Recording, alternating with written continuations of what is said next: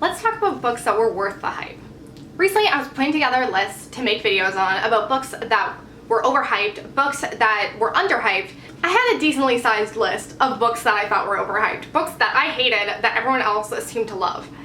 And it started to make me wonder, like, do I just have bad taste? Does everyone else just have bad taste? What is going on? So when I made this list of books that were worth the hype, I actually felt so much better because however long my overhyped books list was, this list was even longer. Like, I felt like I had 3 full pages of books that I've read because of Booktube that I actually totally think were worth the hype. So I'm very excited to talk about them. I definitely won't be talking about them all in this video. I'm probably just going to pick like 10 or so and talk about them. But these were books that I read and loved because of Booktube. The first book on this list is Know My Name by Chanelle Miller. I absolutely adore this book. This was my #1 favorite book of last year. This is a nonfiction memoir about Chanelle Miller, who was sexually assaulted by Brock Turner at Stanford, I think. All those prestigious schools tend to blur in my brain as a Canadian. She did everything that she was supposed to do in this situation. She went to the cops, she got everything recorded, and she was kind of the perfect model victim. She was a good student, a quote-unquote good girl, she came from a good family, etc., etc. Everything was in her favor in her case. There were witnesses, and when they went to court, he was found guilty. But after that, he still somehow only got 6 months in prison, and he actually only served 3 of them because of course. And a lot of this had to do with the fact that he was a promising young athlete. Nobody wanted to destroy his future just based off one accident. In this book, she really talks a lot about what the entire experience was like. She talks about waking up in the hospital and not even knowing what's going on, not even knowing that she was sexually assaulted. She talks about all the media attention afterwards. She talks about losing her voice because she was known as like Jane Doe. They didn't talk about who she was as a person, and she felt like the media just started like concocting this story, and she kept like seeing everybody have an opinion on what happened to her when they didn't even know who she was. This memoir is very much about her taking back her identity, about taking back her story, and telling everyone what she has to say. And it was just so well done. I have never seen a more well-rounded discourse on rape culture and just how much it affects the people involved. Because she's not just talking about the moment of the assault, she's talking about everything that's happened afterward. She talks about how it's affected her family, her friends, her professional life, how it's affected her relationship with her boyfriend. And she talks about every single person who played a part in what happened. Of course she talks about Brock Turner, but honestly, most of it's not about him, because while what he did was awful and terrible, like everything that the justice system did and that Stanford did just enabled what happened. It enabled boys like him. It was just an amazingly well done story, and I highly recommend the audiobook because she tells it in her own words, and it is just so raw, so real, so unflinching, and so well done. Completely 100% worth the hype. The next thing I have on this list is Six of Crows Duology by Leigh Bardugo. When I first started Booktube, and when I first started picking up books because of Booktube, I immediately pretty much skipped past anything that was fantasy. I just knew fantasy wasn't for me. You know, based on my television taste, my movie taste, based on the fact that I had to read The Hobbit 3 frickin' times when I was in school and I absolutely hated it. So I just assumed, like, I'm not gonna like anything that is labeled fantasy. But somehow, because of that, I never realized that Six of Crows was about a heist. If I knew that, I would have picked that shit up so fast. I love a good heist in any form, and this was no different. I love this duology with every fiber of my being. One of the reasons I love heist movies so much is I love the idea of these ragtag group of people just coming together, these misfits, these outcasts, and, you know, pulling off something that shouldn't be able to be done. And Leigh Bardugo has concocted a group of misfits like no other. I absolutely adore every single character in this group, and it is definitely the part that really stands out from these novels. If you're a plot-driven reader, I don't know that this duology is going to do it for you, but if you're a character-driven reader, this duology is most definitely for you. Kaz and Jesper and Nina are definitely like my core 3. I adore them. I think about them way too often for someone who only read these books once. I'm sure at this point most people have read this series, so I probably don't really need to talk about it this much, but if for some reason you haven't picked it up, I definitely want to throw my vote in there and say that yes, it is worth the hype. Now let's talk about Fables for a second, because when I first started reading comic books, I had no idea what to start with. I just hadn't really heard of a lot other than Saga. Saga was the one thing that a lot of people talked about, and I tried that and I wasn't that into it. So I was kind of lost on what to pick up, but Fables was the one thing that I heard some people talking about on Booktube. And I had just came to absolutely adore it. It is one of the first series I ended up binging, and there was a lot to read, so if you ever pick this up, I mean, you've got years of entertainment ahead of you. Fables is pretty similar to the show Once Upon a Time, if you've ever seen that. It is about all the fairy tale characters you know and love, except that now they're stuck in the real world. They want to go back to their homeland, their fairy tale lands, if you will, but there is a war going on and there is an adversary that has pushed them out into the Mundy world, which is our normal world. I just loved getting to know these characters in a totally different way. I loved that the writer was able to make these characters who don't seem as important, who don't seem as interesting, he gave them great character arcs where you just like came to adore them by the end. I definitely never thought that Little Boy Blue would make me cry, and yet he did. He did. I cried so much.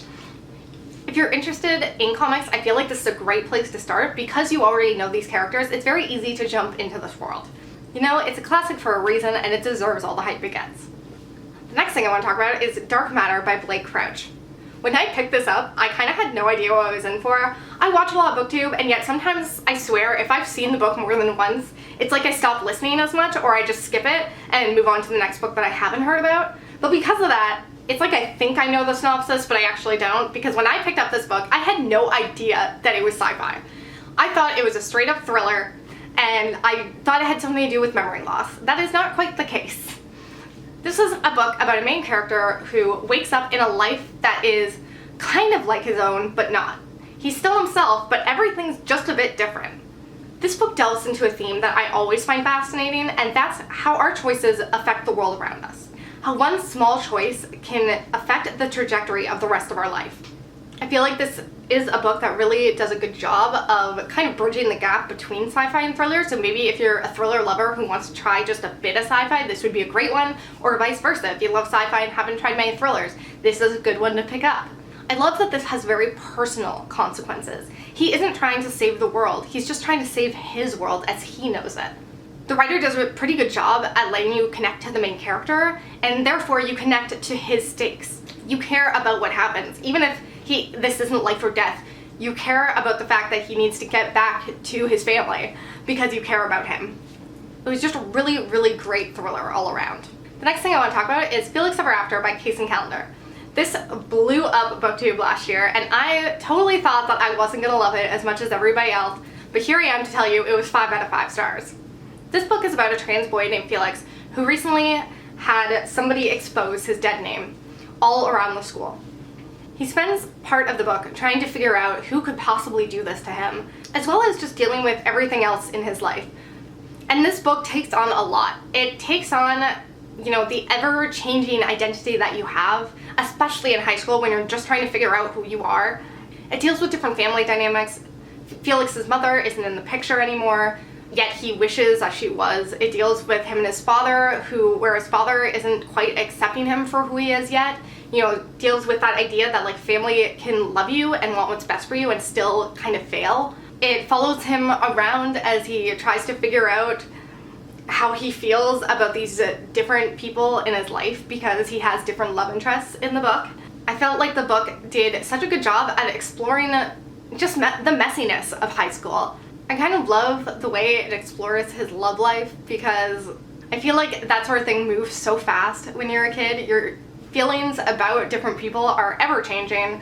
I love the way it dealt with microaggressions, and I just love the way that it didn't paint any one person as totally good or totally bad. It just showed them for who they are, conflicts and all, and I feel like it was just a really good representation of high school.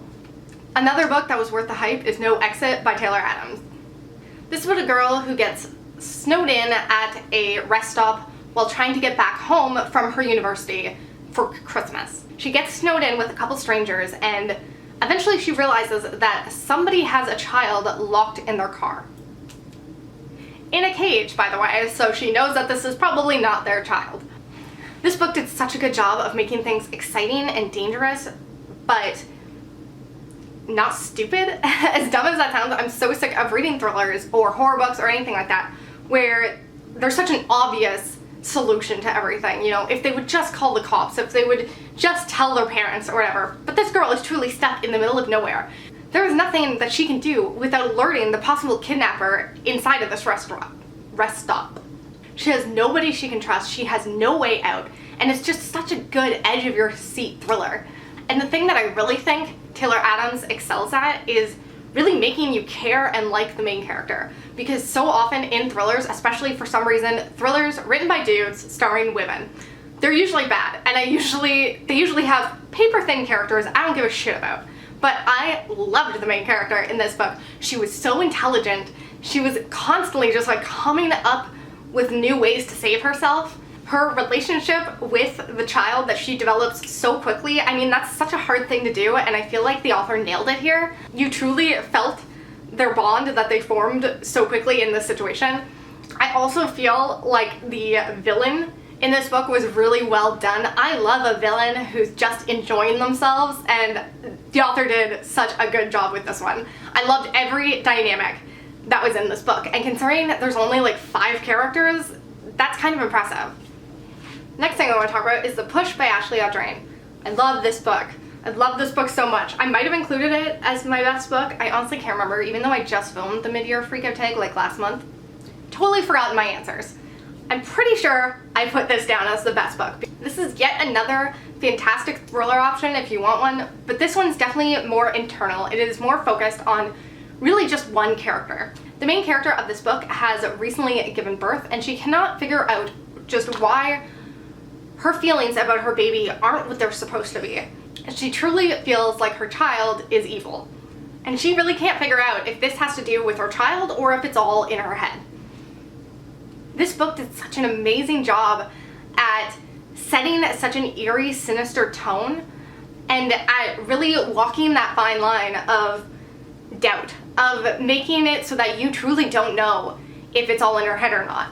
You're seeing things through her eyes, of course, so you feel like she's right. You feel like this child, there might be something wrong with her.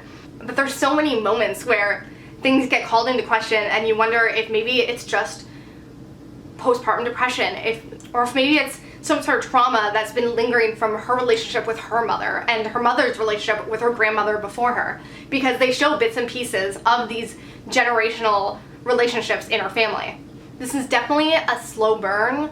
It's more of a character study than anything else, but I absolutely adored it and 100% think it's worth the read. Let's talk about another comic and talk about Giant Days. The first time I picked this up, I actually only read the first volume and ended up putting it down, and I was like, I don't think this sense of humor is for me. Turns out I was wrong. This is one of my favorite comics of all time. This is basically just a slice of life series about these 3 best friends who meet in college, they become roommates, and it just kind of follows their life through college beyond that. This almost feels to me like you're reading a British manga, because I've read some manga here or there, and I find that a lot of the time they aren't for me because of the over-exaggerated like facial expressions and reactions to things. Everyone's always like kind of screaming, or like they're all shocked over something. Everything's just like a little bit turned up. And that's definitely how it is in Giant Days as well. That took me a little bit of getting used to, and I think that's why I didn't immediately bond with the story right off the bat. Because the characters all just felt like a bit much and a bit unrealistic. But after I got used to that, I just absolutely fell in love with this series. Not only the series, but everything John Allison writes, I have read and adored. If you want to pick up another one, Wicked Things is also really good. I love how different all 3 of the girls are, yet how tightly bonded they are. I love seeing female friendship portrayed in a positive way. The men in their lives definitely hold a special place in my heart too. I love just their coming of age tales as well, kind of their character arcs. The way that we watch as these characters grow and come into themselves and discover things about themselves. This series is just so uplifting that when I'm having like a bad day, this is kind of one of the things I turn to. If you're like me and maybe you didn't jive with it right off the bat, stick with it. I promise it gets so good and you'll end up loving it just as I have, hopefully. A series that I don't think I've talked about enough here on my channel is The Foxhole Court by Nora Sakavic. This is such a good bingeable guilty pleasure read. Holy crap. These books follow around this Exy team. It's been a while since I've read these, so hopefully that's what it's called. It is a mythical sport that sounds a lot like lacrosse, but it follows around this team of misfits as they play this sport and try to become like the league champions. Our kind of point of entry into this world is the main character, Neil, who is on the run from this like bad family business situation that has to do with the mob. So he's been trying to hide out and kind of fly under the radar while also trying to finish high school. But this Exy team comes along, sees him play, and they want him for their team. This is a bad idea, and Neil knows it, but he decides to go anyways, and he just ends up basically becoming family with his team. And I just loved every step of this. Every ridiculous character in this team, I am just like head over heels for. I love them all so much and just want to adopt them all as my children. This series is a bit of a mess. None of it totally makes sense. You just kind of have to go in suspending your disbelief because it is definitely like a character-driven series. It does read a little bit like fan fiction of some sort, but if you're like me, you will just come to enjoy the shit out of it. This is a series that I totally binged, and I just like continued to want to read it. Like every time I put it down, I just wanted to be back there. It's definitely one of those series that every time I close the book, I would think about it, like going to sleep, because I just loved all these people so much. What I think is interesting is the author has actually talked about how she didn't totally have a game plan going into this. She didn't know which character was going to end up with which and so forth, and you can definitely tell, but I think that's kind of what makes it so addicting, is you never know what's going to happen next. I knew that this had a queer love story in it, and I truly didn't know which character it was going to be with. When I guessed, I was so freaking wrong. But that's kind of what's fun about it, is you get to see the weird, unexpected ways that these characters and relationships develop and the ways that different characters connect. It's really like watching a trashy teen soap opera. It reminds me of watching The OC back in the day, and I loved every second of it. You know, I think I've talked for long enough. I will probably make another video like this at some point because this list just goes on and on. I hope you like this video, and I hope you come back in soon. Bye.